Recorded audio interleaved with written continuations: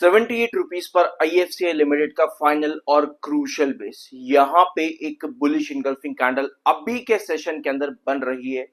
क्या कल के दिन रिकवरी के चांसेस यहाँ पे है, क्योंकि 78 ड्रॉप करने के बाद में 82 तक की पॉसिबिलिटीज चार्ट शो कर रहा है। लेकिन उसके लिए जरूरी ये है कि आज के दिन बुलिश इनगल्फिंग कैंडल क्लोज हो और कल के दिन एक छोटी सी गैप ऑफ ओपनिंग के साथ 82 का प्राइस जाए, अदरवाइज चीजें यहाँ पर बिगड़ रही हैं। कोई भी कंपनी जब किसी एक ट्रिगर पॉइंट की तरफ जाती है, जैसे आईएफसीआई लिमिटेड के लिए ट्रिगर पॉइंट क्या था, एनएससी का आईपीओ, जिसके बारे में हमने लास्ट वीडियो में पूरा डिटेल डिस्कस किया था कि एनएससी का आईपीओ आखिर क्यों इंपॉर्टेंट है। नहीं देखा है, चिंता मत करो, मैं आपको सब चीजें इस वीडियो के अंदर कंक्लूड करके दूंगा, एंड तक देखना। शुरुआत करते हैं, छोटा सा यहाँ पर स्क्रीन देख लो। 78 रुपीज क्रूशल बेस, 81, हाँ 82 नहीं 81 हमारा यहाँ पर मिड बेस है। तो 78 पर आज के दिन ड्रॉप किया है आईएफसीआई लिमिटेड 78 की रेंज के अंदर।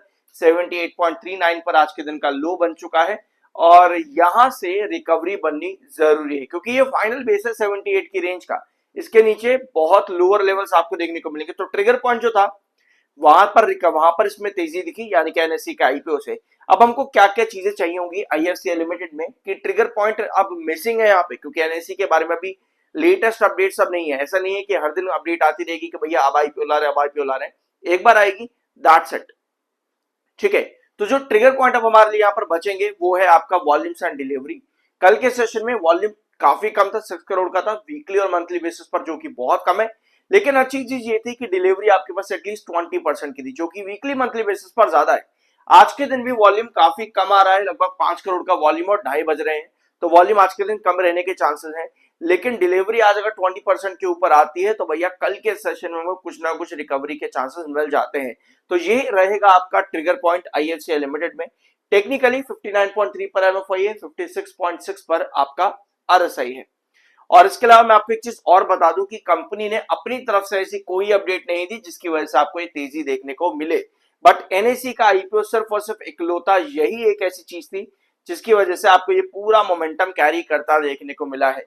और ये रही आपकी एनएससी से रिलेटेड डिटेल्स जो हम लोगों ने लास्ट वीडियो में डिस्कस करी थी कि क्यों एनएससी का आईपीओ आईएफसीआई के लिए इंपॉर्टेंट है।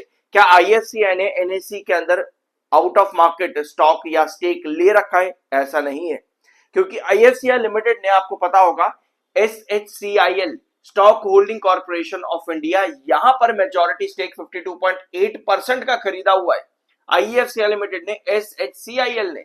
और एसएचसीआईएल ने 4.4% स्टेक एनएससी में खरीदा हुआ है, ठीक है, एसएचसीआईएल के अंदर।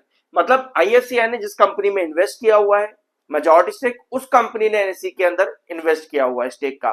तो अगर एनएससी का आईपीओ आता है तो एसएचसीआईएल जो है वो अपना स्टेक जो 4.4% का एनएससी के अंदर उसको सेल कर सकता है। वहां पर एसएचसीआईएल अगर सेल करता है तो उसका बेनिफिट या फायदा इनडायरेक्ट पॉइंट ऑफ व्यू पर आईएफसीआई के अंदर मिलेगा, क्योंकि उतना पैसा जो है एज अ फंडिंग आईएफसीआई के अंदर आता है, जो कि आईएफसीआई के ऑपरेशनल बिजनेस को पुश करने के लिए जरूरी है।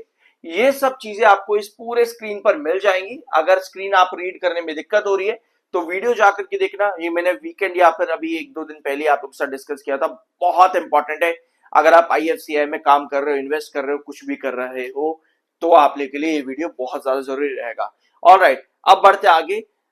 और यहाँ पर 59,67,000 सेलर है, 22,72,000 पार है। तो 12 सेलर का डिफरेंस काफी बड़ा है। और टेक्निकली यहाँ पर स्टॉक न्यूट्रल है। कंपनी ने अपने ऑपरेशनल बिजनेस रिलेटेड कोई अपडेट नहीं दी हुई है, और जो भी न्यूज थी एनएससी के, उसी का ट्रिगर पॉइंट यहाँ पर बना हुआ था। लगता है अभी तक सब्सक्राइब नहीं किया है, जरूर कर देना प्लीज, रिक्वेस्ट है। आईएफसीआई लिमिटेड का चार्ट डेली टाइम फ्रेम का, जैसा मैंने वीडियो की शुरुआत में आपको बताया कि बुलिश एनगल्फिंग कैंडल बन रही है।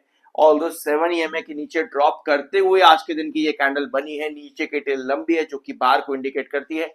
बुलिश एनगल्फिंग कैंडल किसी भी डाउन ट्रेंड को रोकने के लिए बहुत ज्यादा जरूरी होती है।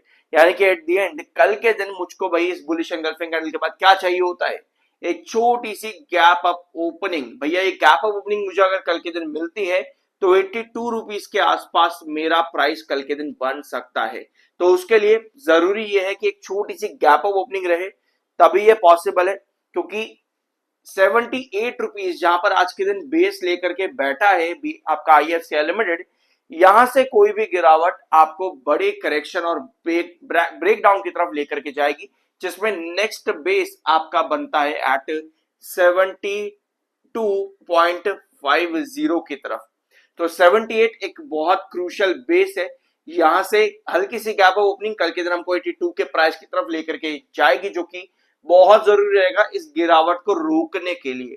ठीक है, तो ये बहुत जरूरी है कि ये गिरावट यहां पर रुके, 78 पर क्रूशियल बेस बना करके रिकवरी यहां पर स्टॉक दिखाए।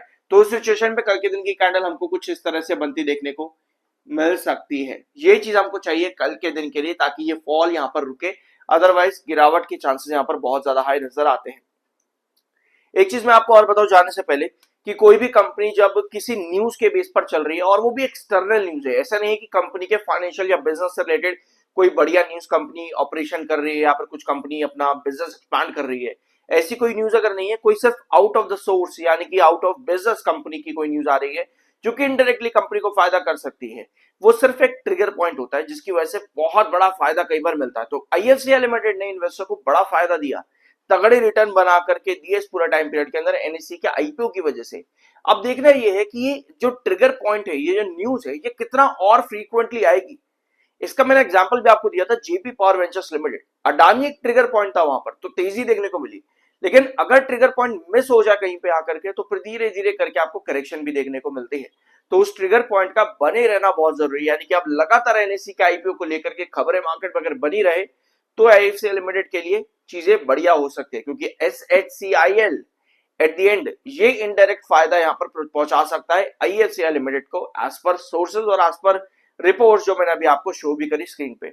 सो ये था वीडियो, कुछ नया जानने को मिला, सब्सक्राइब जरूर करना, मिलता अगले वीडियो में।